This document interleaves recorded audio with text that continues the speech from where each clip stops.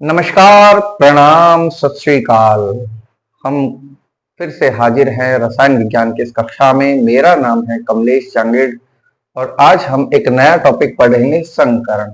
लेकिन इसको पढ़ने से पहले मैं आपको बता देता हूं कि जिन लोगों ने मेरा एकांकी युग्म इलेक्ट्रॉन वाला वीडियो नहीं देखा है उसे पहले देखिए, संकरण वाला वीडियो आप बाद में देखना। आज जो पढ़ाऊंगा इसे बाद में देखना, पहले ये वाला वीडियो देखिए, एकांकी युग्म इलेक्ट्रॉन वाला। कारण बता देता हूं उसके पीछे कि संकरण ज्ञात करने के लिए तुम्हें एकांकी युग्म इलेक्ट्रॉन में सिग्मा बॉन्ड जोड़ने पड़ेंगे। क्या जोड़ने पड़ेंगे?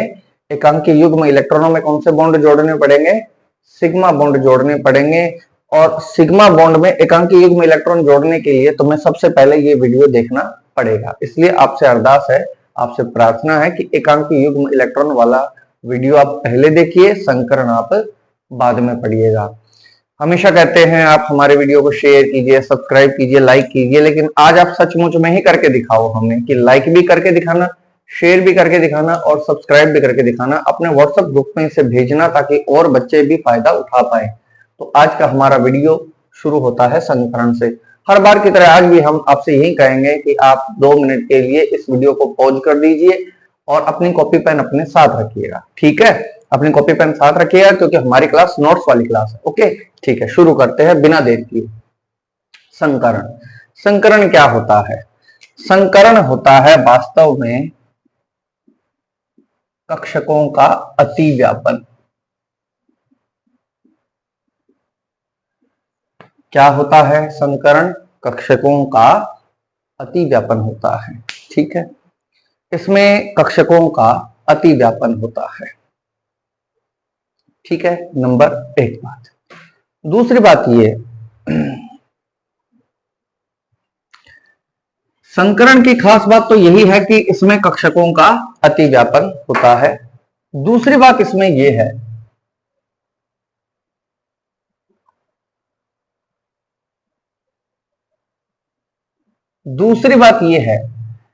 कि जितने कक्षक अतिव्यापित होंगे, अतिव्यापित का अर्थ होता है, अतिव्यापन का अर्थ होता है घुल जाना, मिल जाना, यानी कई कक्षक आपस में मिल जाते हैं, उसी को आप बोलते हो अतिव्यापन।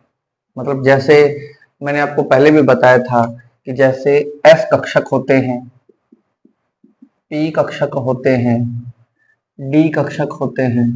अब मुझे बताइए कि एस कक्षक कितने प्रकार के होते हैं? 1। पी कक्षक कितने प्रकार के होते हैं? 3। डी कक्षक कितने प्रकार के होते हैं? 5 प्रकार के होते हैं। कितने प्रकार के होते हैं? 5। ठीक है, एस कक्षक को हम ऐसे लिखते हैं। पी उपकोष में कितने कक्षक होते हैं? 3 कक्षक होते हैं। पी उपकोष में कौन कौन से कक्षक होते हैं? एक तो होता है पी एक्स, दूसरा होता है पी वाई और तीसरा होता है पी जेड। डी कक्षक कितने प्रकार के होते हैं? कुल 5 प्रकार के होते हैं। कितने प्रकार के होते हैं? 5। नाम क्या क्या उनके? एक का नाम तो है डी एक्स वाई, दूसरे का नाम है डी वाई जेड, तीसरे का नाम है डी जेड एक्स, चौथे का नाम है d x square y square और पांचवे का नाम है डी जेड स्क्वायर, इसका नाम है। ठीक है, आगे बात समझ में। तो बताइए कि एस कक्षक कितने प्रकार के होते हैं? 1। पी कक्षक कितने प्रकार के होते हैं? 3। नाम क्या क्या है उनके? पी एक्स, पी वाई और पी जेड। डी कक्षक कितने प्रकार के होते हैं? 5। कौन कौन से हैं? D x y, d y z, d z x, d x square y square और डी जेड स्क्वायर। अब इसको याद कैसे करोगे? याद नहीं होता जल्दी से लोगों के। तो आप एक काम करना, यहां 3 शब्द लिख लेना, एक्स वाई और जेड। लिख लिया आपने? नाम आपने लिख लिया? ठीक। पहला होगा डी एक्स वाई, क्या नाम होगा? दूसरा होगा डी वाई जेड। समझ गए? D x y, d y z और चौथे का नाम होगा डी जेड एक्स। एक बार आप किसको किससे मिलाओगे? एक्स वाई, दूसरी बार वाई जेड और तीसरी बार जेड एक्स। बोलो 3 याद हो गए कि नहीं हुए? X y, y z, z x. बाकी के 2 कक्षक और बच गए, उनका नाम क्या होगा? D x square y square और उसके बाद कौन बचा? जेड, तो डी जेड स्क्वायर। आ गई बात समझ में कि नहीं है? तो डी में कितने कक्षक हुए? 5। नाम क्या क्या उनके? D x y, d y z, d z x, d x square y square और डी जेड स्क्वायर। डी में कितने कक्षक हुए? 5। अब सुनिए कि संकरण में हम करवाएंगे कक्षकों का अतिव्यापन। क्या करवाएंगे? कक्षकों का अतिव्यापन। ठीक है। और इस अतिव्यापन के जरिए नए कक्षक बनेंगे। क्या बनेंगे? नए कक्षकों का निर्माण होगा, यानी कई कक्षक आपस में मिल जाएंगे, पुराने कई कक्षक मिल जाएंगे और नए कई कक्षक बनेंगे। तो कक्षकों का जब अतिव्यापन होता है तो किसका निर्माण होता है?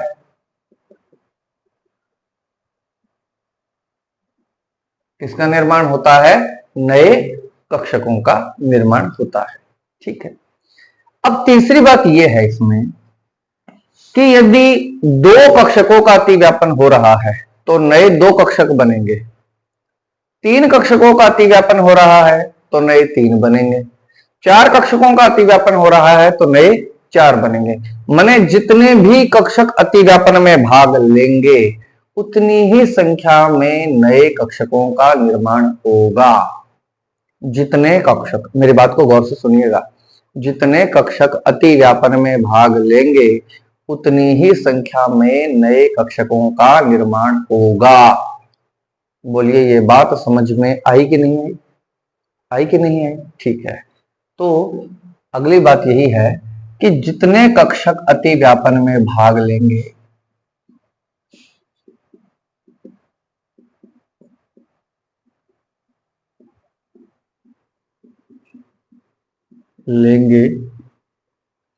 उतने ही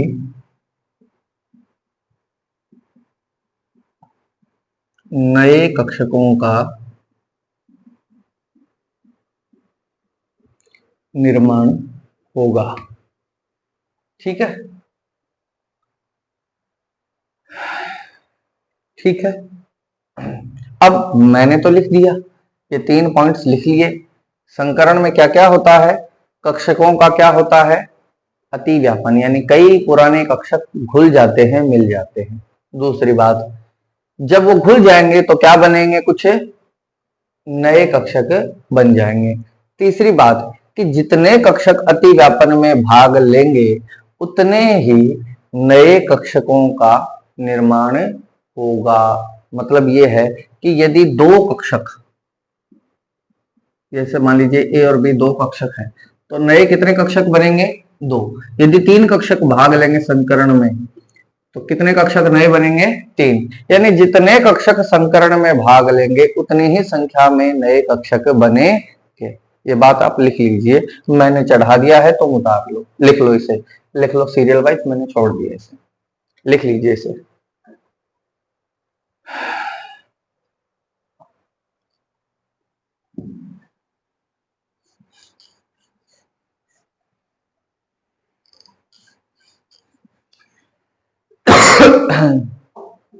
अब चौथी बात करते हैं। अब दिक्कत यह है कि कई कक्षक भरे हुए होते हैं। कई कक्षक क्या होते हैं? भरे हुए होते हैं। जैसे ये है, ये कक्षक है, ये भरा हुआ है। एक कक्षक में ज्यादा से ज्यादा कितने इलेक्ट्रॉन आ सकते हैं? 2। अब ये 2 इलेक्ट्रॉन तो आ गए, मतलब ये कक्षक भरा हुआ है। हो सकता है कि कोई कक्षक आधा ही भरा हुआ है, मतलब उसमें कितने इलेक्ट्रॉन है? 1। हो सकता है कि कोई कक्षक खाली है, मतलब उसमें एक भी इलेक्ट्रॉन नहीं है। तो हो सकता है कि कोई कक्षक पूरा भरा हो सकता है कोई कक्षक आधा भरा हो सकता है कोई कक्षक कैसा हो? खाली हो। संकरण में कोई भी कक्षक अतिव्यापन में भाग ले सकता है। संकरण के अंदर अतिव्यापन में पूरा भरा, आधा भरा और खाली, तीनों में से कोई भी कक्षक काम में आ सकता है। कोई बाध्यता नहीं कि खाली कक्षक संकरण में भाग नहीं लेगा, बिल्कुल लेगा। खाली कक्षक अगर लेना चाहे तो ले सकता है भाग। पूरा भरा कक्षक भाग लेना चाहे संकरण में भाग ले सकता है। आधा भरा भी भाग ले सकता है। मतलब संकरण की सबसे बड़ी शर्त यही है कि जितने कक्षक भाग लेंगे उतनी ही संख्या में नए कक्षक बनेंगे। पूरा भरा, आधा भरा और खाली। कोई भी कक्षक हो, कोई भी कक्षक संकरण में भाग ले सकता है। बोलिए ये बात समझ में आई कि नहीं आई? आ गई बात समझ में? लिख लीजिए, अगली लाइन से लिखिएगा, लिखिएगा संकरण में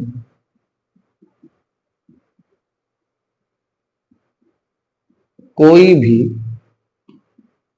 कक्षक भाग ले सकता है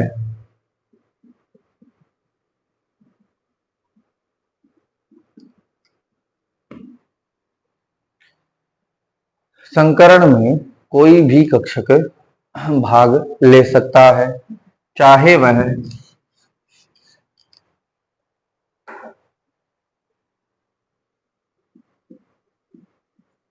वह पूरा भरा हो या आधा भरा हो या खाली हो।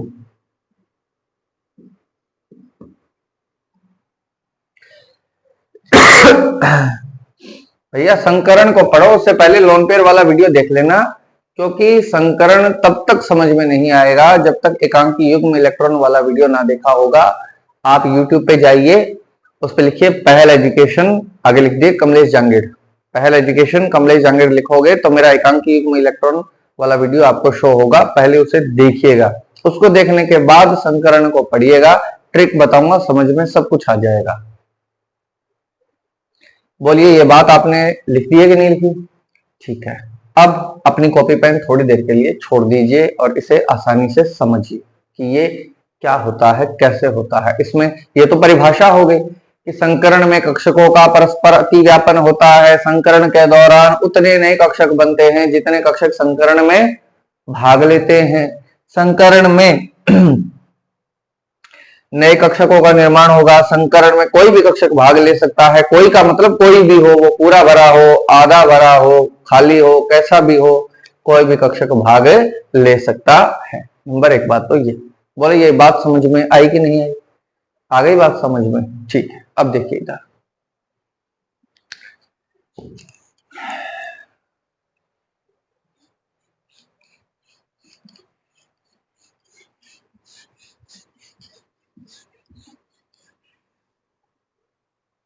अच्छा जैसे जैसे संकरण में आगे बढ़ेंगे उससे पहले पहले एक बात बताना कि जो एस कक्षक होते हैं वो कैसे होते हैं,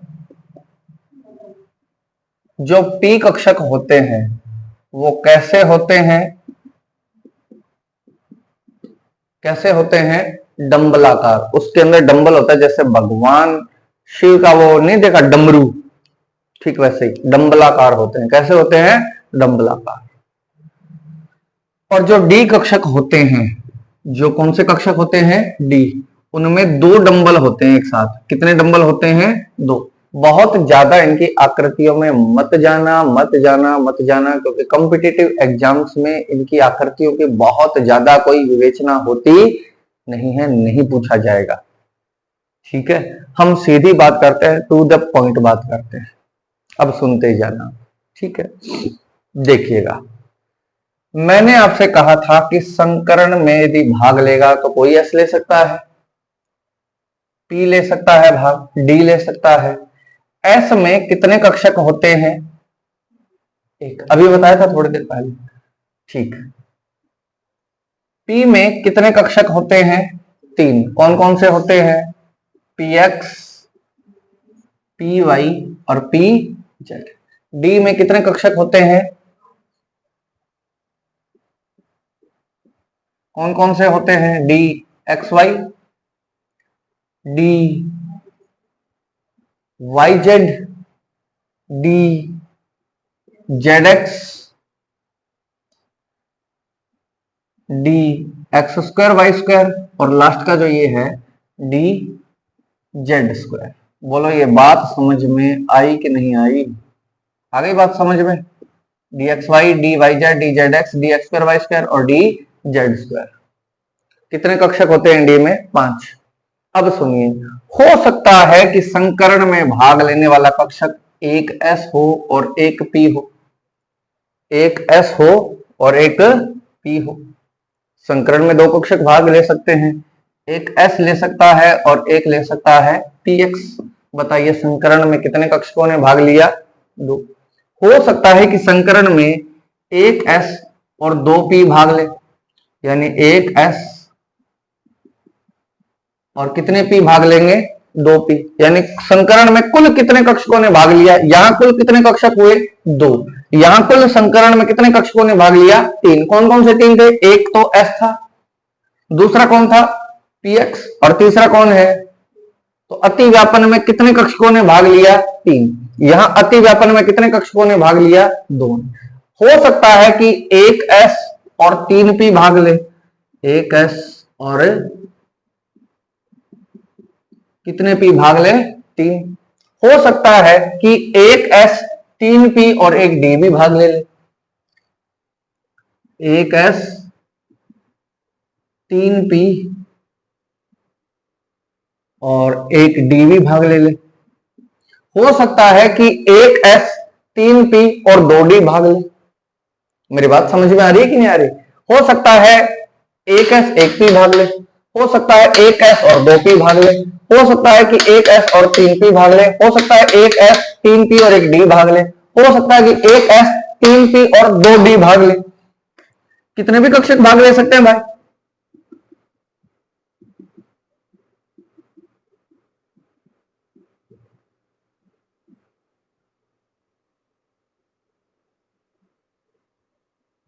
ये DXY है।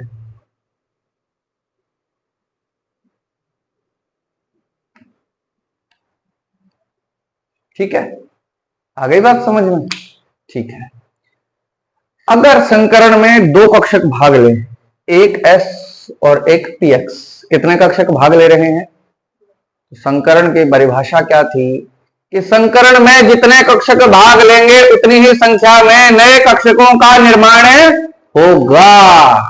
मैंने यहां कितने कक्षकों ने भाग लिया, तो नए संकरित कक्षक कितने बनेंगे? दो बनेंगे, यानी यहां पर दो कक्षक बनेंगे। आ गई बात समझ में?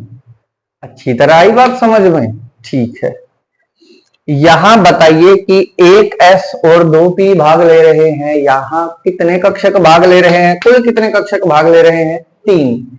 तो यहां कितने कक्षक नए बनेंगे? तीन नए कक्षक बनेंगे। यहां कितने कक्षक बनेंगे? एक दो तीन और चार। कितने कक्षक बनेंगे? चार नए कक्षक। यहां कितने नए कक्षक बनेंगे? पांच नए कक्षक। और यहां कितने नए कक्षक बनेंगे? छह नए कक्षक। अब हमने तो इसे चढ़ा दिया है, तुम भैया जी इसे उतार लो, उतार लो इसे।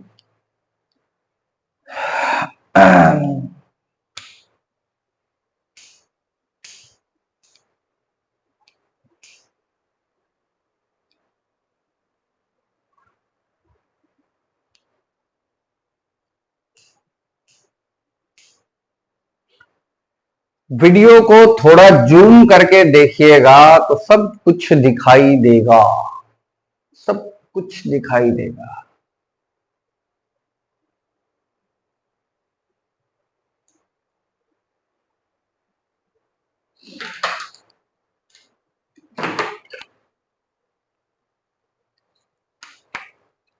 लिख लिया?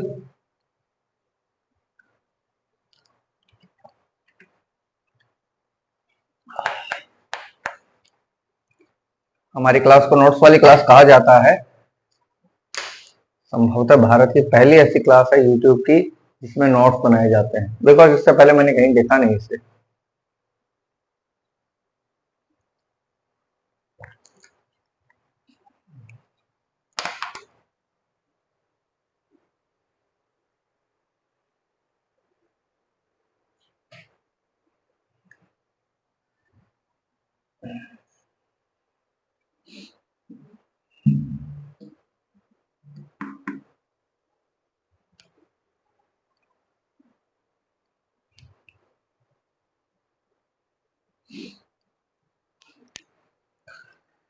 वीडियो को अंत तक देखना, क्योंकि इसमें मैं आपको संकरण ज्ञात करने की एक ट्रिक बताऊंगा।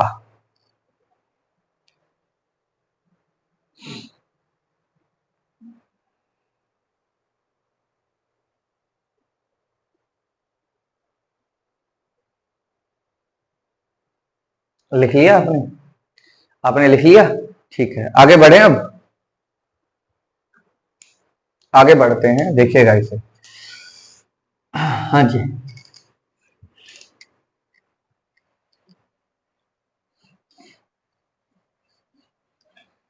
अब सुनिए, मुझे ये बताइए, सबसे पहले इसी को देख लीजिए भैया, सबसे पहले इसी को देख लीजिए। यहां संकरण में कितने कक्षक भाग ले रहे हैं? तो नए कितने संकरित कक्षक बनेंगे? दो। यानी यहां दो नए संकरित कक्षक बनेंगे। कितने संकरित कक्षक बनेंगे? एक संकरित कक्षक कुछ ऐसा होता है, कोई संकरित कक्षक होता है वो ऐसा होता है, उसमें एक बड़ी पाली होती है और एक होती है छोटी पाली। कैसी पाली होती है? छोटी पाली। एक होती है बड़ी पाली और एक होती है उसमें छोटी पाली होती है। दो लोब्स होती है, एक होती है बड़ी, दो पाली होती है, एक बड़ी होती है और एक छोटी होती है। ये तो है एक संकरित कक्षक। ये संकरित कक्षक कितना है? एक। यहां कितने संकरित कक्षक बनेंगे? मतलब ऐसे दो आइटम, ऐसे दो आइटम बनेंगे यहाँ पे। यानी यहाँ कितने संकरित कक्षक बनाने मुझे? ऐसे दो बनाने। एक से काम नहीं चलेगा, ये तो एक ही है। एक ऐसा ही, एक भाई, इसका भाई एक और बनाना पड़ेगा, इसी का भाई एक और बनाना पड़ेगा। मतलब कितने संकरित कक्षक बनाऊं यहाँ पे मैं? दो संकरित कक्षक बनाऊंगा। तो सुनिए कैसी स्ट्रक्चर बनेगी, देखिएगा इसे।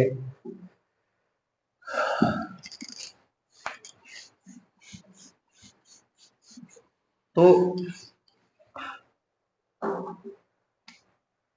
एक S और एक P कक्षक भाग लेंगे, तो मुझे दो नए संकरित कक्षक चाहिए। ठीक है, एक संकरित कक्षक ऐसा ही तो था, ये तो हुआ एक। अब एक ऐसा ही एक संकरित कक्षक और बनाऊं। लो जी, दो। बोलिए जी, ये स्ट्रक्चर बनी कि नहीं बनी? कितने कक्षक हुए? दो। दो संकरित कक्षक बन गए। ये संरचना पूरी तरह रेखीय है। कैसी संरचना है? रेखीय, मतलब एक लाइन में है। समझ में आया? जैसे ऐसे है,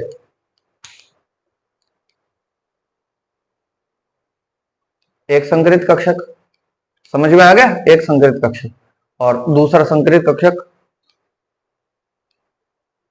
समझ में आ गया? मतलब एक संकरित कक्षक तो ऐसा और दूसरा संकरित कक्षक ऐसा। दोनों की छोटी पाली एक साइड में और दोनों एक दूसरे के जस्ट अपोजिट है। यानी स्ट्रक्चर जो होगी वो पूरी तरह रेखीय बनेगी। संरचना कैसी बनेगी? रेखीय संरचना बनेगी। रेखीय का मतलब हो गया इनके बीच में कितने डिग्री का एंगल है? 180। मुझे बताओ अब कितने डिग्री का एंगल है? अगर मैं इसे यहां ले आऊं सीधा, तो 90 ये और 90 ये, तो ये एंगल कितने डिग्री का हुआ? ये संरचना होगी रेखीय। रेखीय का मतलब एक रेखा में। कौन सी रेखा में? एक रेखा में। बोलिए ये बात समझ में आई कि नहीं आई? अब बताइए कि यहां पर संकरण में कितने कक्षकों ने भाग लिया था? कौन कौन से थे? एक S और एक P। इसलिए इस संकरण का जो नाम होगा, इस संकरण का नाम क्या होगा? कौन सा संकरण होगा ये? SP संकरण। कौन सा संकरण होगा ये? SP संकरण। अब मैंने बोर्ड पे जो लिखा है उसे तुम उतार लो। ऐसा कैसा उतार?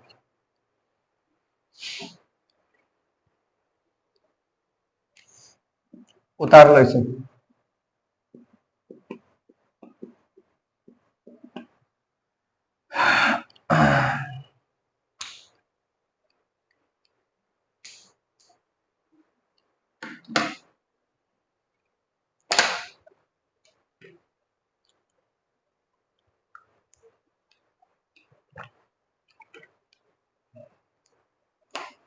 उतार तो रहे हो।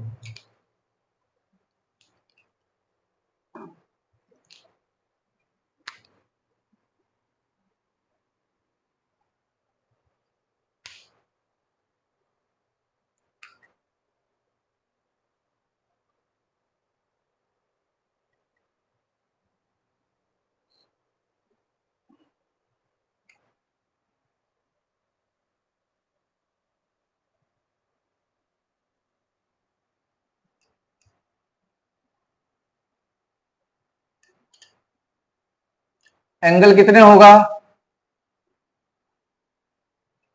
कोण कितना होगा, 180 डिग्री। संरचना कैसी होगी, रेखीय। ठीक है, ठीक है। ये तो बात थी एसपी संकरण के। कौन से संकरण की बात थी, एसपी संकरण की। ठीक है जी। अब हम दूसरी बात करते हैं। संभव है कि एक एस और दो पी कक्षक भाग लें। कितने पी कक्षक भाग लें, दो।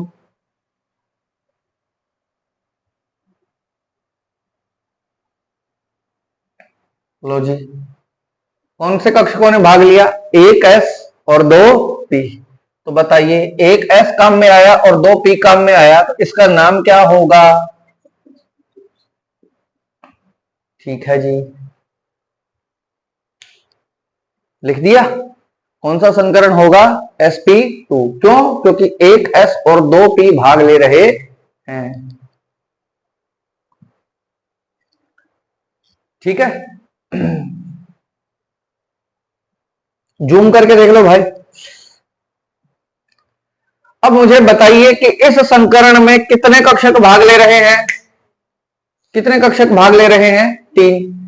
तो इसका अर्थ है कि कितने नए संकरित कक्षक बनेंगे, 3 ही बनेंगे।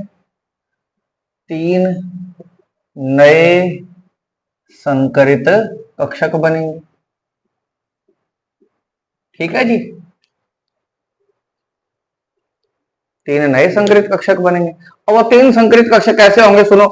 एक संकरित कक्षक दिखने में कैसा होता है, ऐसा होता है, उसमें एक बड़ी पाली और एक छोटी पाली होती है। तो हमें कितने संकरित कक्षक चाहिए, 3। एक संकरित कक्षक कैसा होता है, ऐसा होता है। तो हमें ऐसे 3 आइटम बनाने हैं। कितने आइटम बनाने हैं, 3। पहला आइटम देखो, एक, दूसरा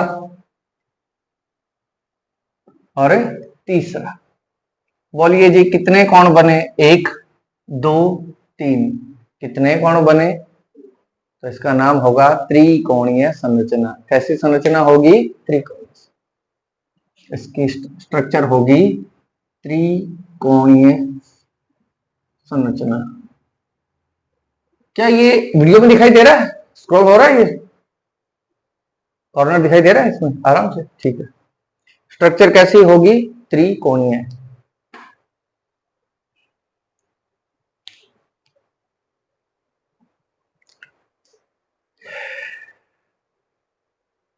ठीक है जी। अब त्रिकोणीय कैसे, देख बताता हूं। जैसे मान लीजिए, एक तो ऑर्बिटल, ये एक संकरित कक्षक, दूसरा संकरित कक्षक और तीसरा संकरित कक्षक। कितने संकरित कक्षक हो गए, पहले कितने थे, संरचना कैसी थी पहले, एसपी में रेखीय। अब कितने संकरित कक्षक है, कोण कितने बने, देखो, एक कोण, दूसरा कोण और तीसरा कोण। वाई शेप हो गया ना ये, वाई, अंग्रेजी का वाई अक्षर ऐसा ही तो होता है कि नहीं होता, अंग्रेजी का वाई अक्षर ऐसा ही होता है। तो हमने कितने संकरित कक्षक बनाए, 3। नंबर 1 बात तो ये। अब नंबर 2 बात ये बताओ मुझे कि एक वृत्त जो होता है, मतलब बताओ मुझे कि ये एंगल कितनी डिग्री का है। अगर मैं इसे घसीटता घसीटता यहां तक ले जाऊं, तो अब ये एंगल भी कितना हो गया, 90 डिग्री, और 90 डिग्री टोटल कितना हो गया, यानी कि ये जो एंगल है वो कितनी डिग्री का है, और नीचे वाला एंगल भी कितने का है। तो एक वृत्त का जो एंगल होता है वो कितने डिग्री का होता है। आ गई बात समझ में। एक वृत्त का एंगल कितना होता है? 360। ठीक है, एक वृत्त का एंगल 360 होता है, ये बात अभी आपने स्वीकार की। अगर उस वृत्त के 3 टुकड़े कर दिए जाएं, कितने टुकड़े किए? तो 120 सॉरी 360 के कितने हिस्से कर दिए हमने? कितने हिस्से कर दिए? 3। 360 के 3 कोण बना दिए हमने, तो प्रत्येक कोण कितने डिग्री का हुआ? यानी ये कोण कितने डिग्री का है, ये कोण कितने का है, और ये कोण भी कितने का है, और पूरा कोण कितना है? 120 गुणा 3 यानी 360। बोलिए ये बात समझ में आई कि नहीं आई? आ गई अच्छी तरह बात समझ में? तो वाई शेप जो होती है ना, अंग्रेजी का वाई शेप, उसमें प्रत्येक कोण कितने डिग्री का होता है? 120 डिग्री का। यहां कितने डिग्री का एंगल था? यहां कितने डिग्री का एंगल है? अब लिख लीजिए, लिख लीजिए, इसे हमने चढ़ा दिया, तुम उतार लो।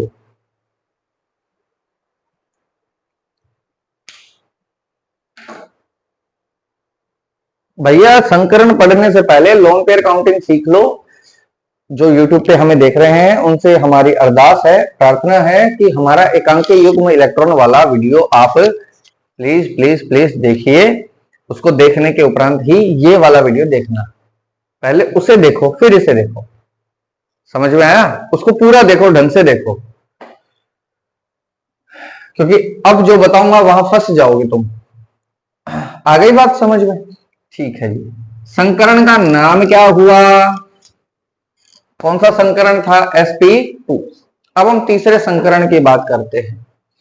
हो सकता है कि संकरण में एक s और 3 p भाग ले। कितने p भाग ले? 3। एक s और 3 p भाग ले। p के नाम क्या क्या होते हैं? px, py और pz। बताइए, एक s और 3 p भाग ले रहे हैं तो संकरण का नाम क्या होगा? sp3 होगा। लिख लीजिए, संकरण का नाम क्या होगा? sp3 होगा।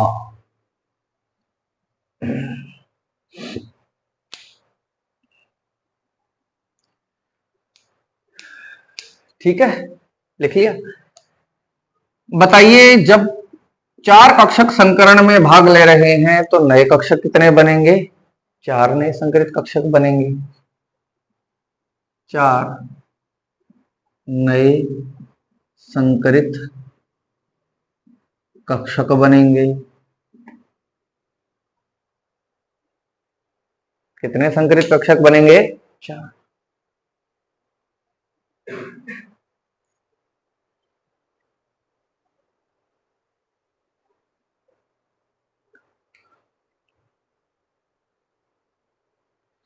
और वो 4 नए संकरित कक्षक ऐसे बनेंगे।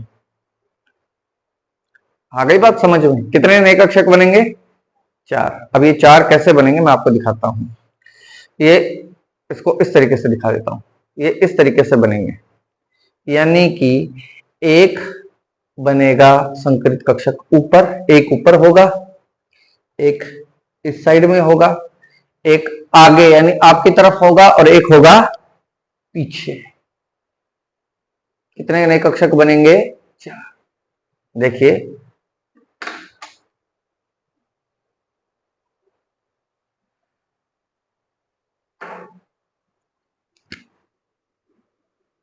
एक संकरित कक्षक, ठीक है,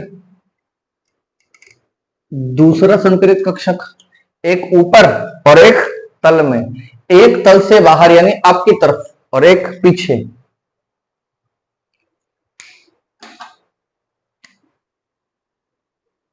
ये तो है आगे और ये वाला है पीछे। कुल कितने कक्षक बनेंगे? 4। एंगल होगा 109 डिग्री 28 मिनट। कितने डिग्री का एंगल होगा? कितने डिग्री का एंगल होगा? 109 डिग्री 28 मिनट का एंगल होगा। और संरचना का नाम होगा चतुष्फलकीय।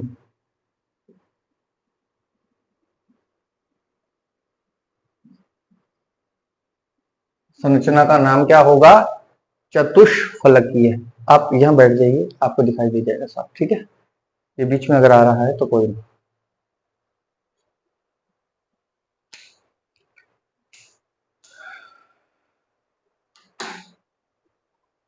लिख लिया?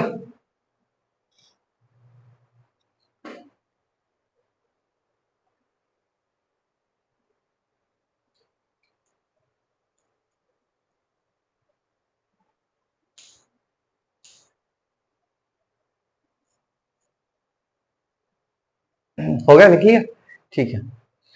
इसके बाद बताइए कि हो सकता है कि संकरण में एक एस कक्षक भाग ले, तीन पी कक्षक भाग ले और एक डी कक्षक भाग ले। मतलब एक एस और तीन पी। तीन पी के नाम क्या क्या है बोलो? पी एक्स, पी जेड, और डी का क्या नाम है? D x y. बताइए संकरण में कुल कितने कक्षक भाग ले रहे हैं? 5 भाग ले रहे हैं। 1 2 3 4 और 5। नाम क्या क्या है? एक एस है क्या? टी कितने हैं? 3 है क्या? और डी कक्षक एक ही है क्या? तो इसका नाम क्या होगा? sp3d संकरण। क्या नाम होगा इसका? sp3d संकरण। ठीक है जी।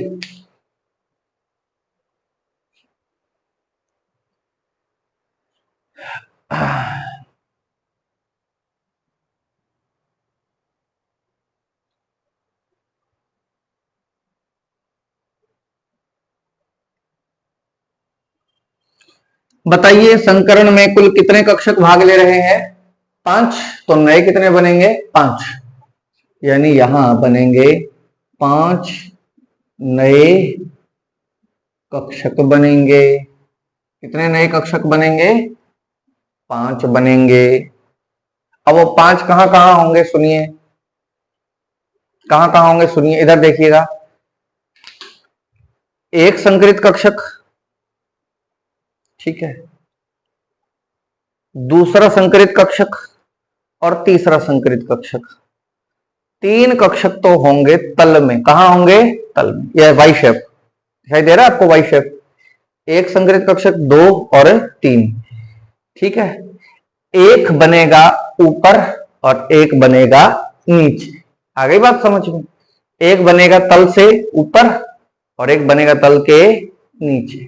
अब मुझे बताइए कि ऊपर और नीचे वाला जो है वो तल से कितने डिग्री का एंगल बना रहा है? मान लीजिए कि ये है, ये इस तल से 90 डिग्री के एंगल पे है क्या? फर्श से कितने डिग्री का एंगल बना रहा है? चाहे इससे एंगल देख लो, इस कक्षक से इसका एंगल देखो कितने डिग्री का दिखाई दे रहा है? 90 का। इस कक्षक से देखना कितना दिखाई दे रहा है? 90। और इस कक्षक से देखना इसका एंगल कितना दिखाई देगा?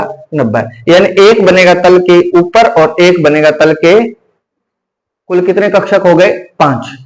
एक, एक, 2, 3, 4 और 5। कुल कितने कक्षक हो गए? 5। ठीक है। अब एंगल देखिए, सबसे पहले 3 कक्षक जो तल में थे उनका देखो एंगल। 1 2 और 3। बताइए एक वृत्त के 3 हिस्से बांट ले। एक एंगल, दूसरा एंगल, तीसरा एंगल। एक पूरा वृत्त कितने डिग्री का होता है? 360 डिग्री का। 360 डिग्री के 3 एंगल बना दिए, 3 हिस्सों में बांट दिया। एक कोण, दूसरा कोण और तीसरा कोण। प्रत्येक कोण कितने डिग्री का हो गया? तो वो 3 कक्षक जो एक तल में थे उन्होंने कितने डिग्री का एंगल बनाया? 120 डिग्री का। और जो वो तल से ऊपर और तल से नीचे वाले थे उन्होंने कितने डिग्री का बनाया था? 90 डिग्री का। कितने डिग्री का बनाया था? 90 डिग्री का। तो 3 कक्षक तो तल में है,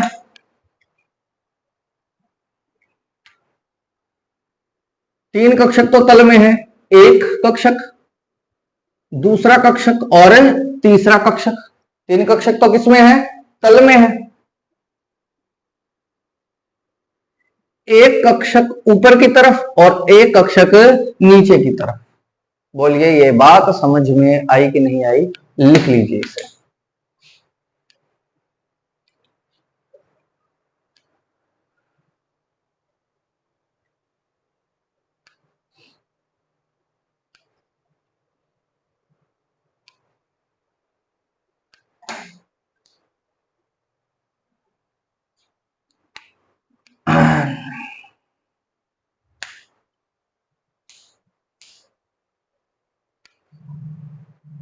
लिखिए एंगल कितना बना, एंगल कितना बड़ा बना, 120 डिग्री का एंगल बना। और कितने डिग्री का एंगल मिला, 90 डिग्री का। दो टाइप के एंगल मिलेंगे, 120 डिग्री के और 90 डिग्री के। ठीक है,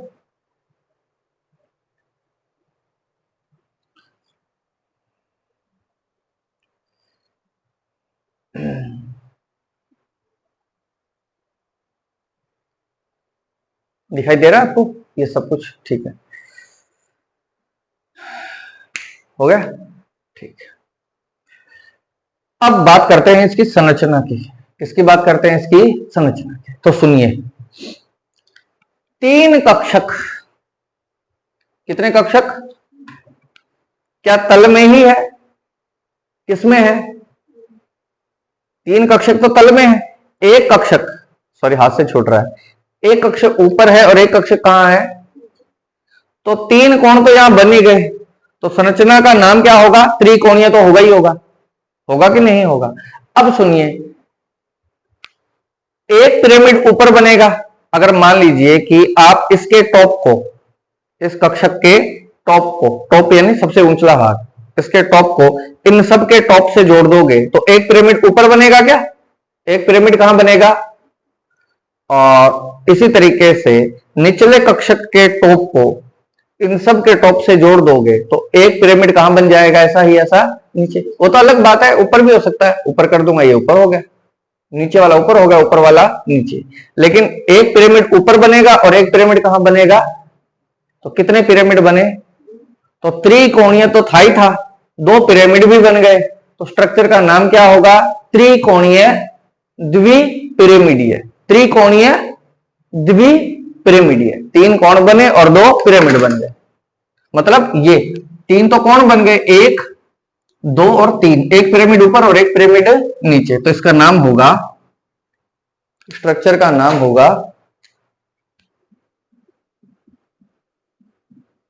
त्रिकोणीय द्विपिरामिडीय।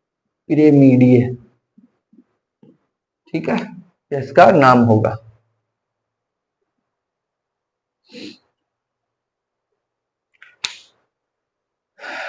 आ गई बात समझ में, आ गई बात समझ में, ठीक है। अब नेक्स्ट करते हैं, ये तो था sp3d संकरण। अब बताइए कि संकरण में और भी तो कक्षक भाग ले सकते हैं। एक ऐसे ले सकता है, तीन टी ले सकते हैं, और एक डी की बजाय कितने डी कक्षक भाग ले सकते हैं, दो। नाम क्या होते हैं पी तीनों के, तीनों पी के नाम क्या है, पी एक्स, पी वाई और पी, और दोनों डी के नाम क्या है, डी एक्स वाई और डी वाई जेड। कितने कक्षक भाग ले रहे हैं संकरण में, बोलो। 6। कौन कौन से संकरण में भाग ले रहे हैं, एक एस ले रहा है, और पी कितने ले रहे हैं, और डी कितने भाग ले रहे हैं। तो संकरण का नाम क्या होगा, sp3d2। बताइए संकरण में कितने कक्षक भाग ले रहे हैं, 6 कक्षक भाग ले रहे हैं। तो नए कितने संकरित कक्षक बनेंगे, 6 नए संकरित कक्षक बनेंगे कि नहीं बनेंगे। लिख लीजिए इसे, सब कुछ उतार लीजिए, उतारते रहिए, कॉपी पेन ले आइए, उतार लीजिए इसे। कितने नए संकरित कक्षक बनेंगे, 6 नए संकरित कक्षक।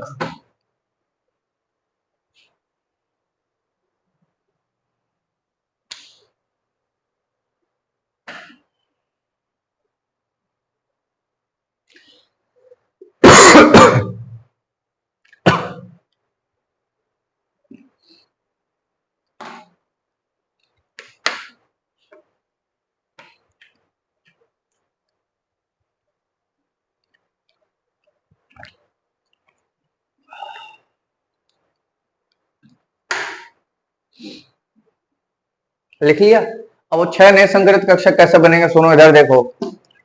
एक संकरित कक्षक, दूसरा, तीसरा और चौथा।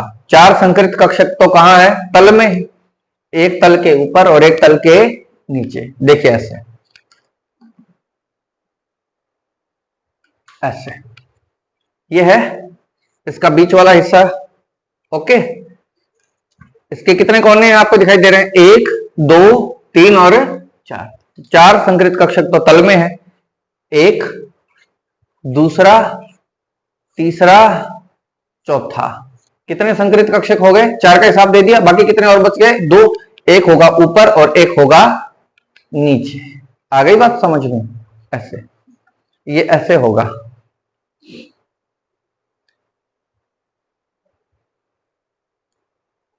ये 4 संकरित कक्षक तो तल में है।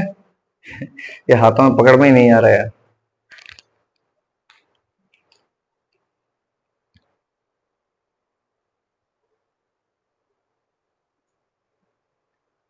ऐसे, ठीक है। 4 संकरित कक्षक हो गए, एक ऊपर और एक नीचे। अब बताइए 360 के कितने हिस्से करूं? 4 करूं। 360 के 4 हिस्से करूंगा तो प्रत्येक हिस्सा कितने डिग्री का होगा? कितने डिग्री का होगा? 90। और तल के ऊपर और तल के नीचे वाले भी कितने डिग्री का एंगल बनाएंगे? 90 डिग्री का वो बनाएंगे। तो सारे एंगल कितने डिग्री के हो गए? 90 डिग्री के हो गए।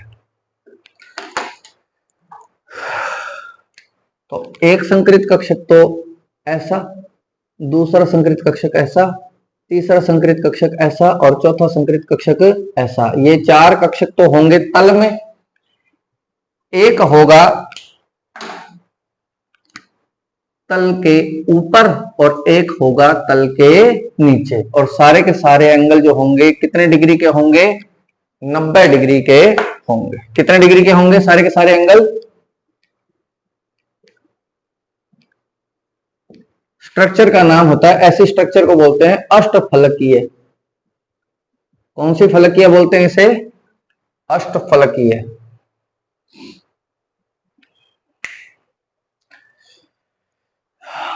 क्या ये वाला पोर्शन दिखाई दे रहा है क्या? ये मैंने खाली छोड़ा हुआ है इसको, ठीक है।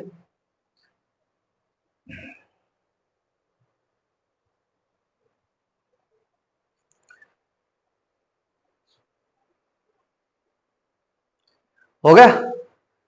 अब एक लास्ट संकरण कौन सा हो गया? sp संकरण हो गया, sp2 संकरण हो गया, sp3 हो गया, चौथा हो गया sp3d, पांचवा हो गया sp3d2। अब छठा और लास्ट संकरण कर लेते हैं। ये यहां लिख रहा हूं, दिखाई दे रहा है क्या? आ रहा है वीडियो बना इसका? ठीक है। हाँ जी, इसे देखिएगा।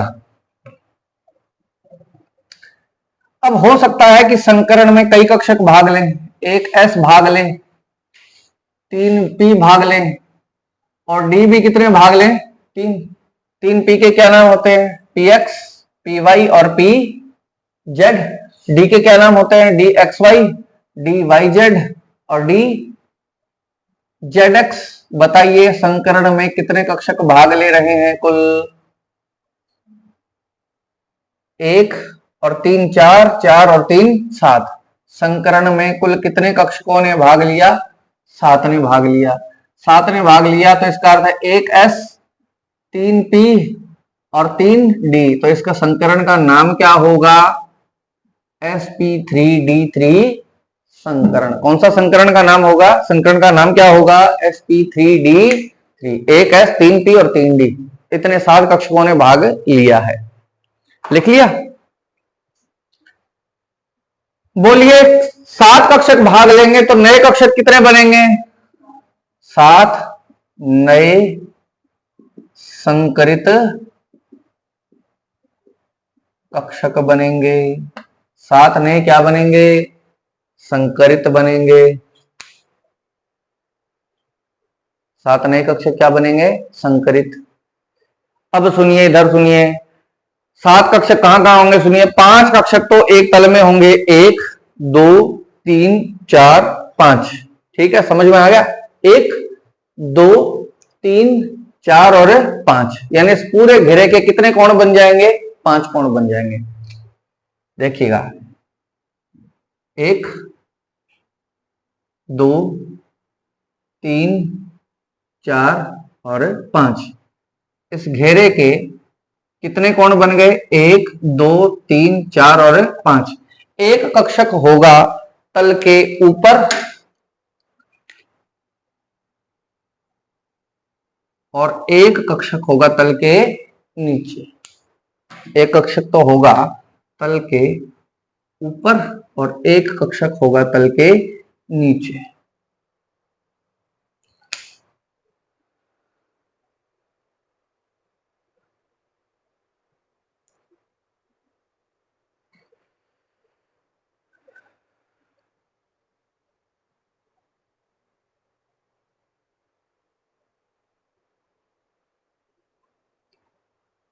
ठीक है, अब बताइए इसकी स्ट्रक्चर देखिए।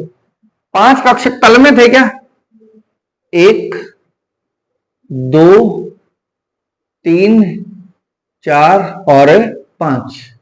ये पूरा एंगल कितनी डिग्री का होता है?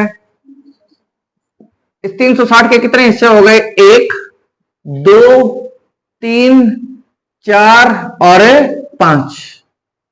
कितने हिस्से हो गए? 5। 360 में 5 का भाग देना कितना आता है? 72 डिग्री। कितने डिग्री आता है? 72 डिग्री। यानी प्रत्येक कोण कितनी डिग्री का होगा? बताइए, 5 कोण बने तो इसका नाम क्या होगा? क्या होगा? पंचकोणीय। अच्छा ये बताइए, एक कक्षक तल के ऊपर था और एक कक्षक कहां था? तल के। तो बताइए, तल के ऊपर वाला कक्षक भी एक पिरामिड बनाएगा और तल के नीचे वाला कक्षक भी क्या बनाएगा? एक पिरामिड बनाएगा। तो बताइए कितने पिरामिड बन गए? तो इसका पूरा नाम होगा पंचकोणीय द्विपिरामिडीय। क्या नाम होगा इसका? 5 कोण बन गए, 2 पिरामिड बन गए, एक पिरामिड ऊपर और एक पिरामिड नीचे बन गया। बोले ये बात समझ में आई कि नहीं आई? आ गई बात समझ में? ठीक है। एंगल कितना बना बताया मुझे? 72 डिग्री। तो वो 5 वाले थे, 5 कक्षक जो एक तल में थे उन्होंने 72 डिग्री बनाया था। एक तल के ऊपर था और एक तल के, वो तो तल से 90 डिग्री पे है। तो इसमें दो तरीके के एंगल बनेंगे, 72 डिग्री भी बनेगा और 90 डिग्री भी बनेगा। ये सब कुछ उम्मीद है कि संकरण पूरा का पूरा आपको समझ में आ गया होगा। इसको हम और अधिक भी देखेंगे। ये वीडियो लंबा होता जा रहा है, लेकिन खैर जितना लंबा हो उतना ही वीडियो अच्छा है, इसे देखना। अब हम हमारी अगली चीज की तरफ आते हैं। अब क्वेश्चन किस तरीके से आते हैं, यहां रोड़ा फंस जाता है। आपको कोई अणु दे दिया जाएगा। क्या दे दिया जाएगा? अणु दे दिया जाएगा। क्या दे दिया जाएगा? अणु दे दिया जाएगा। ठीक है, आपसे पूछा जाएगा कि उसके केंद्रीय परमाणु में संकरण कौन सा है। क्या कौन सा है? संकरण। ये आपने उतार लिया था क्या? उतार लिया? ठीक है, मैं मिटा दूं इसे? ठीक।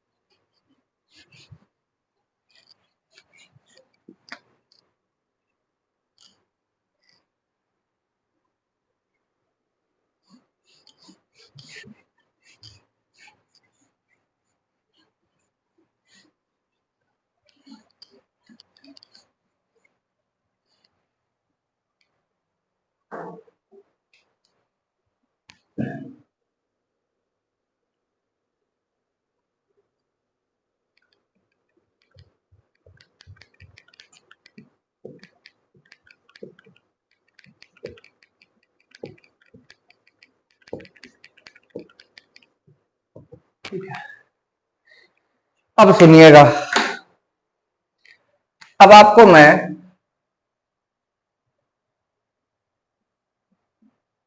संकरण ज्ञात करने की शॉर्ट ट्रिक बता रहा हूं। इसी देर के लिए मैंने रोका हुआ था आपको सबको।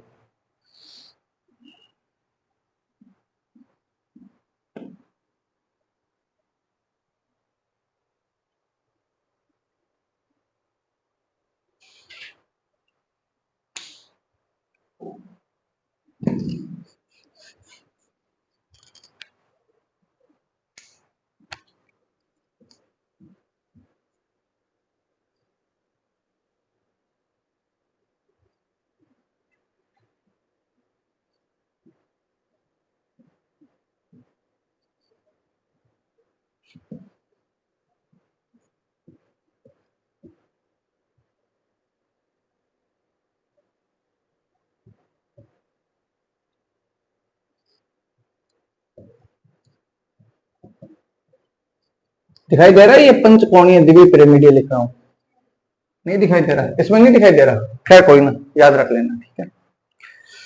हाँ जी, अब आपको करना क्या है सुनिए, आपको सबसे पहले तो कौन से बॉन्ड काउंट करने हैं, क्या काउंट करना है, और क्या काउंट करने हैं, लोन पेयर, क्या काउंट करने हैं,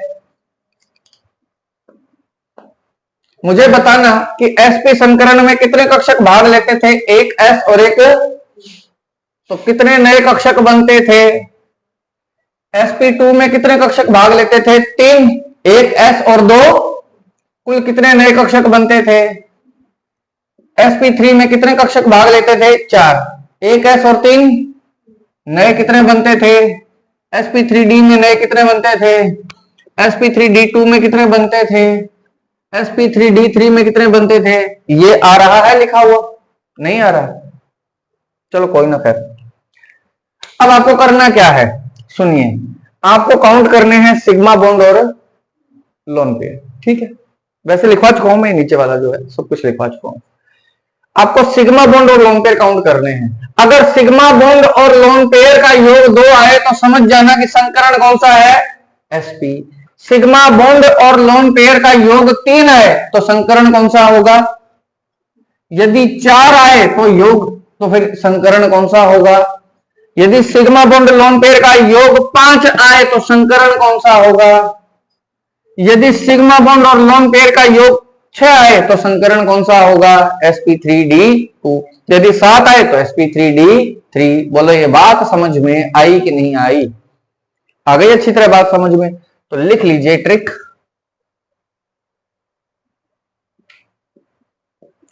शॉर्ट ट्रिक, आपको क्या काउंट करना है, सिग्मा बॉन्ड और क्या काउंट करना है, लोन पेयर, दोनों को काउंट करने के बाद आपस में इनको जोड़ देना है, दोनों का योग 2 आए तो संकरण कौन सा होगा, sp, 3 आए तो संकरण कौन सा होगा, sp2, 4 आए तो संकरण होगा sp3, 5 आए तो संकरण होगा sp3d, 6 आए तो संकरण होगा sp3d2, 7 आए तो संकरण होगा sp3d3। एक एक बढ़ाते जाओ, बोले ये बात समझ में आई कि नहीं आई,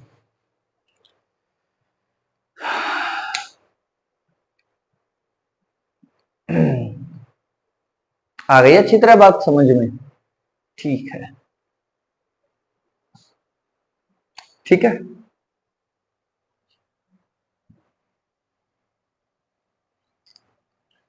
देखिएगा इसे,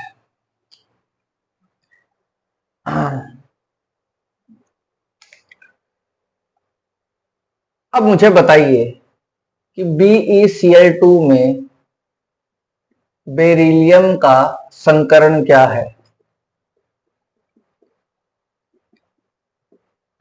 इधर देखिएगा आप, सबसे पहले तो बात करते हैं बेरिलियम की, मुझे बताइए कि केंद्रीय परमाणु कौन है, बेरिलियम, बेरिलियम से कितने क्लोरीन परमाणु जुड़े हैं, 2, एक क्लोरीन परमाणु और दूसरा क्लोरीन परमाणु। मुझे यह बताइए कि बेरिलियम के बाह्यतम कोश में कुल इलेक्ट्रॉन कितने होते हैं, 2 होते हैं, क्या वे दोनों के दोनों इलेक्ट्रॉन बॉन्ड बनाने में व्यस्त है कि नहीं है, तो क्या इसके पास कोई एकांकी युग्म इलेक्ट्रॉन बचेगा, बिल्कुल नहीं बचेगा, एकांकी युग्म इलेक्ट्रॉन वाला वीडियो देखो पहले, उसके बाद मुझे कहना ये बात, पहले वो वीडियो देखो उसके बाद आप कुछ कहना, एकांकी युग्म वाला इलेक्ट्रॉन वाला वीडियो पहले देख लो अच्छी तरह, देखने के बाद ये समझ में आएगा, इससे पहले ये हिस्सा समझ में नहीं आएगा, क्योंकि केमिस्ट्री सीक्वेंस से चलती है, ठीक है, और आपके तो हाथ में है पहल एजुकेशन, कमलेश जांगड़ लिखो तो वो वीडियो दिखाई देने लग जाएगा, पहले उसको सीख लो वहां से, फिर आना यहाँ पे। अब मुझे बताइए कि बेरिलियम के बाह्यतम कोश में कुल इलेक्ट्रॉन कितने होते हैं, 2, और दोनों इलेक्ट्रॉन बॉन्ड बनाने में व्यस्त है, मतलब इसके पास कोई एकांकी युग्म इलेक्ट्रॉन है क्या, एकांकी युग्म इलेक्ट्रॉन बोलते किसे हैं, लोन पेयर होता क्या है, लोन पेयर क्या होता है, बाह्यतम कोश के वे इलेक्ट्रॉन जो बॉन्ड बनाने के काम में नहीं आते हैं, बाह्यतम कोश के वे इलेक्ट्रॉन जो बॉन्ड बनाने के काम में नहीं आते हैं, उन्हें क्या बोलते हैं, लोन पेयर बोलते हैं। बेरिलियम के बाइटम कोश में कुल इलेक्ट्रॉन कितने हैं और दोनों के दोनों इलेक्ट्रॉन बॉन्ड बना रहे हैं, तो इसके पास लोन पेयर कितने हैं। अब क्या काउंट करना है, कौन सा बॉन्ड काउंट करना है, सिग्मा या पाई, सिग्मा। अब सुनो, कभी कभी सिंगल बॉन्ड होता है, कभी कभी आपके सामने कौन सा बॉन्ड होता है और कभी कभी कौन सा बॉन्ड होता है। तो सिंगल बॉन्ड में जो पहला बॉन्ड है वो कौन सा होता है, सिग्मा। डबल में जो पहला बॉन्ड होता है वो कौन सा होता है, सिग्मा, और दूसरा बॉन्ड कैसा होता है, पाई। ट्रिपल में पहला बॉन्ड कैसा होता है और बाकी के जो दो बॉन्ड होते हैं वो कैसे होते हैं, पाई। अब मुझे बताइए कि ये बॉन्ड सिंगल है कि डबल है, ये बॉन्ड कैसा है, सिंगल है कि डबल है। सिंगल बॉन्ड में तो सिग्मा ही होगा, तो ये भी सिग्मा और ये भी सिग्मा। बोलो कितने सिग्मा, लोन पेयर कितना है, सिग्मा बॉन्ड कितने हैं, योग कितना आया, संकरण कौन सा है, संरचना कैसी है, एंगल कितना है। समझ में आया कि नहीं आया, बोल दीजिए। समझ में आ गया, ठीक। अब दूसरी बात करते हैं, दूसरा एग्जांपल।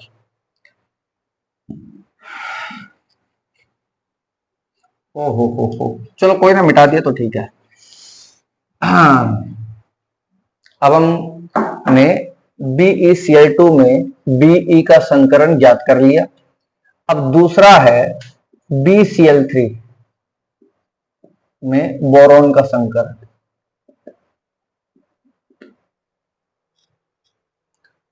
बोरोन टेट्राक्लोराइड में बोरोन का हमें क्या देखना है, संकरण देखना है। क्या देखना है हमें, संकरण। अब सुनिए, बोरोन के बाह्यतम कोश में कुल कितने इलेक्ट्रॉन होते हैं।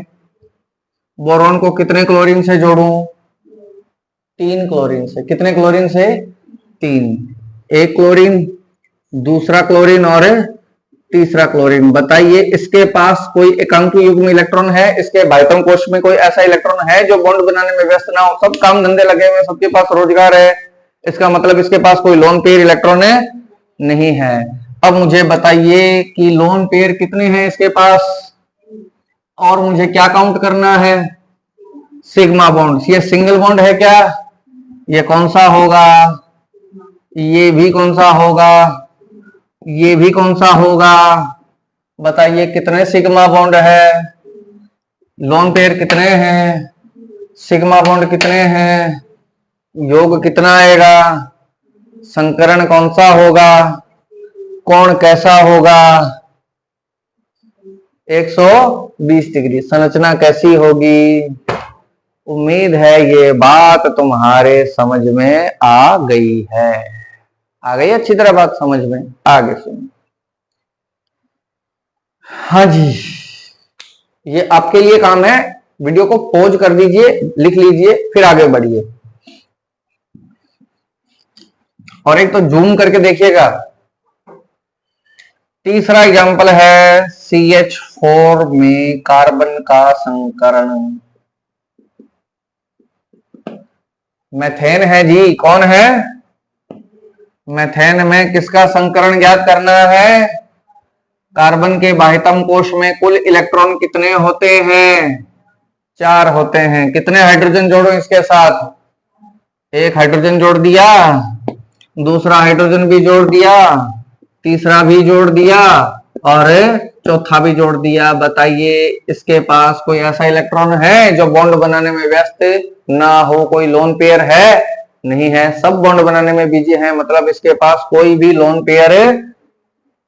अब मुझे बताइए कि सिग्मा बॉन्ड कितने हैं, 1 2 3 और 4 सिग्मा बॉन्ड है। 0 और 4 का योग कितना आएगा, संकरण कौन सा है, संरचना कैसी है, एंगल कितना है, 109 डिग्री 28 मिनट। वीडियो को पॉज कीजिए, लिख लीजिए, ताकि फिर मैं मिटा लूं इसे। ठीक है, आप भी लिख लीजिए, लिख रहे हैं साथ साथ, लिखते जाइए, कोई दिक्कत नहीं है।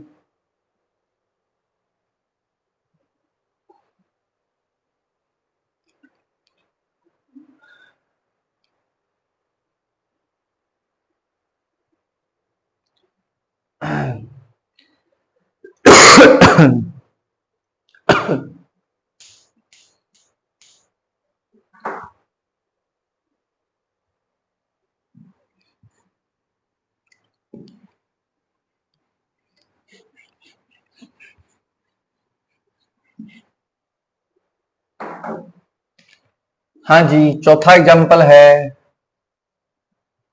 अमोनिया में नाइट्रोजन का संकरण। अमोनिया में नाइट्रोजन का क्या ज्ञात करना है? संकरण ज्ञात करना है।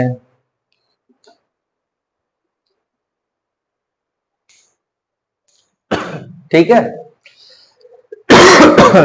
देखिएगा इधर, बताइए नाइट्रोजन के बाह्यतम कोश में कुल इलेक्ट्रॉन कितने होते हैं? कितने होते हैं? कितने हाइड्रोजन जोड़ दूं? एक हाइड्रोजन जोड़ दिया, दूसरा भी जोड़ दिया, तीसरा भी जोड़ दिया। बताइए कितने इलेक्ट्रॉन बचे? दो। दो इलेक्ट्रॉन बचने का मतलब कितना लोन पेयर हो गया? एक। चार इलेक्ट्रॉन मतलब दो लोन पेयर।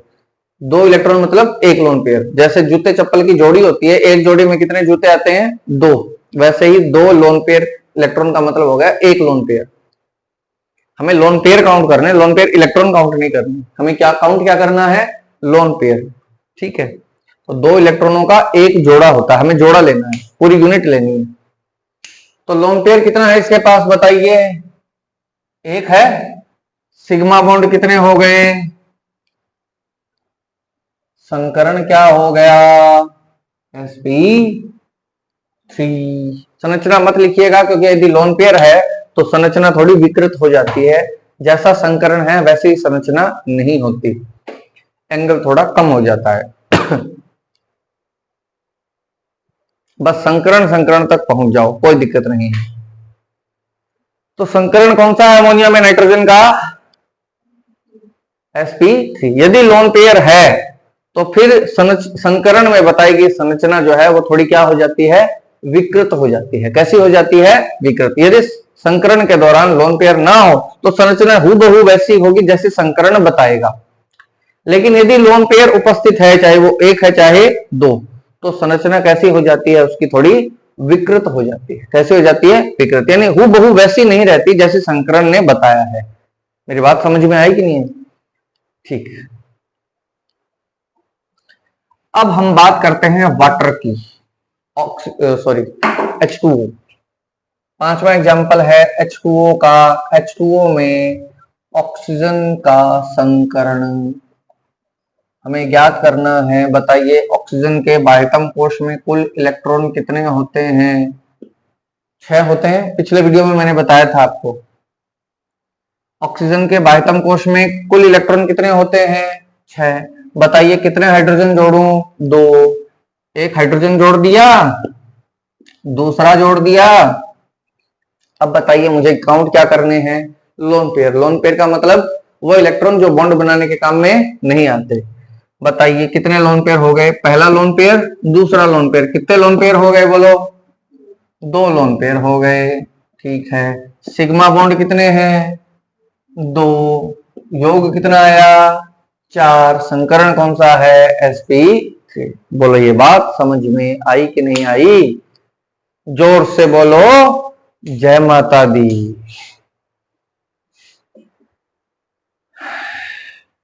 ठीक है, यहां तक पहुंच गए?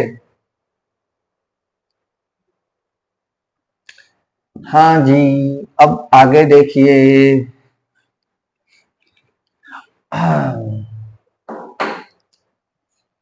अब हम करेंगे PCl5 में फास्फोरस का संकरण ज्ञात करेंगे। PCl5 में फास्फोरस का क्या ज्ञात करेंगे? संकरण ज्ञात करेंगे। फास्फोरस नाइट्रोजन वाले वर्ग में आता है। कौन से वाले वर्ग में आता है? नाइट्रोजन वाले वर्ग में आता है। फास्फोरस के बाह्यतम कोश में भी उतने ही इलेक्ट्रॉन होते हैं जितने नाइट्रोजन में होते हैं। नाइट्रोजन के बाह्यतम कोश में कुल इलेक्ट्रॉन कितने होते हैं? 5। फास्फोरस में भी कितने होते हैं? 5 ही होते हैं। ठीक है। इसलिए कहता हूं एकांकी युग्म इलेक्ट्रॉन वाला वीडियो देखो पहले, फिर आना यहाँ पे। तो फास्फोरस के बाह्यतम कोश के 5 इलेक्ट्रॉन मैंने लिख डाले। लिख दिए। अब कितने क्लोरीन जोड़ो बोलो? एक, दो, तीन।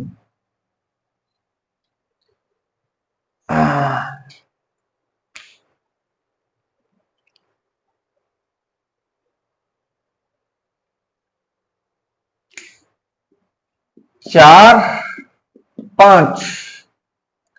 बोलिए फास्फोरस के साथ कितने क्लोरीन जोड़ दिए मैंने? 5 क्लोरीन जोड़ दिए, 5 थे ना। अब बताइए फास्फोरस के बाइटम कोश में कोई लोन पेयर बचा? बचा क्या? नहीं बचा। इसका मतलब क्या है? इसका मतलब यह है कि लोन पेयर कितने हैं?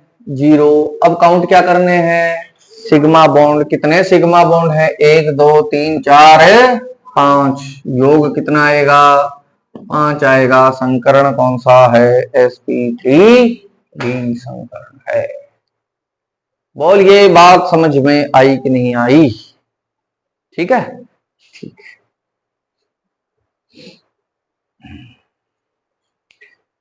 ठीक है, आज हम पढ़ेंगे इतना ही। एक लास्ट और फाइनल आपको मैं एक एग्जांपल देते जाता हूं।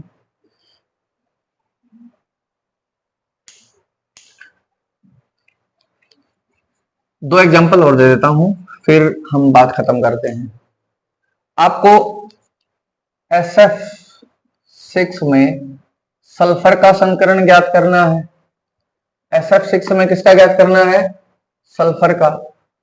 ICl7 में आयोडीन का संकरण ज्ञात करना है।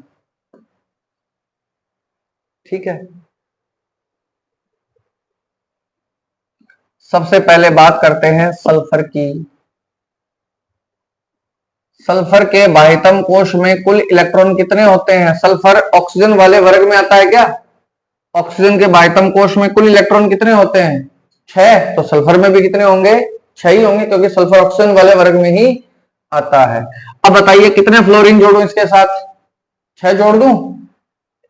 लीजिए, एक फ्लोरीन जोड़ दिया, दूसरा जोड़ दिया, तीसरा जोड़ दिया, चौथा, पांचवा और छठा। अरे ये कहां से आ गया भाई?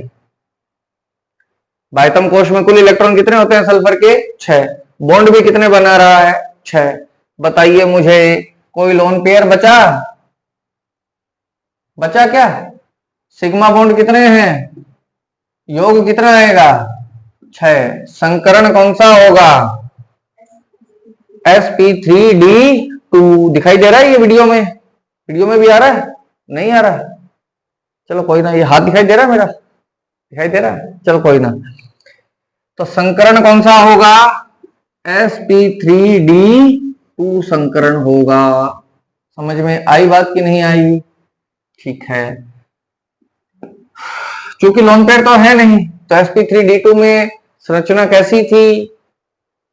अष्टफलकीय। कैसी संरचना थी? अष्टफलकीय।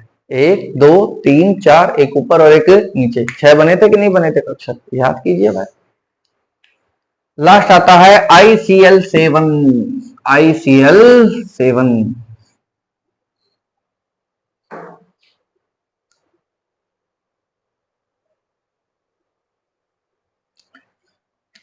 ICl7 iodine. हेलोजन में बाह्यतम कोश में इलेक्ट्रॉन कितने होते हैं? आयोडीन में सभी हेलोजन, चाहे वो फ्लोरीन हो, क्लोरीन हो, ब्रोमीन हो, आयोडीन हो, सबके बाह्यतम कोश में कुल इलेक्ट्रॉन कितने होते हैं? 7 होते हैं। 1 2 3 4 5 6 और 7। बताइए कितने क्लोरीन जोड़ूं? 1 क्लोरीन, दूसरा क्लोरीन, तीसरा क्लोरीन, चौथा क्लोरीन, पांचवा क्लोरीन, छठा क्लोरीन और 7वां क्लोरीन। बताओ कितने सिग्मा बॉन्ड हुए टोटल? 7। लोन पेयर बचा क्या कोई? योग कितना आया? 7 आए। तो संकरण कौन सा होता है? sp3d3। sp3d3। sp3d3। ठीक है, अब हम इन सब चीजों को विस्तार से कल भी देखेंगे थोड़ा बहुत। और आज के लिए हमारे, अब यहां तक पहुंचे हो तो उम्मीद है कि आपने पूरा वीडियो तो खैर देख ही लिया होगा। हाथ जोड़कर विनती है, हाथ को मतलब मैं यहां तक जोड़ रहा हूं, हमारे चैनल को लाइक जरूर करना और उससे ज्यादा सब्सक्राइब करना, और उससे भी अच्छी बात है शेयर करना। आपके स्कूल के व्हाट्सएप ग्रुप के अंदर मेरा ये वीडियो पहुंचाइए। यदि आप कोई कोचिंग वगैरह कर रहे हैं, कोई कॉम्पिटिटिव एग्जाम की तैयारी कर रहे हैं, तो आप हमारे इस वीडियो को फैला दीजिए। यही आपकी बहुत अच्छी बात होगी। यदि आपका कोई मित्र इस समय किसी कक्षा में पढ़ रहा है या नीट की प्रिपरेशन कर रहा है, तो प्लीज हमारे इस वीडियो को वायरल करने में हमारी मदद कीजिए ताकि ज्यादा से ज्यादा लोगों तक हमारी बातें पहुंच पाए। उम्मीद है कि ये सारी बातें आपको समझ में आ गई होगी। ठीक है, धन्यवाद और सब्सक्राइब कर लेना। ठीक है।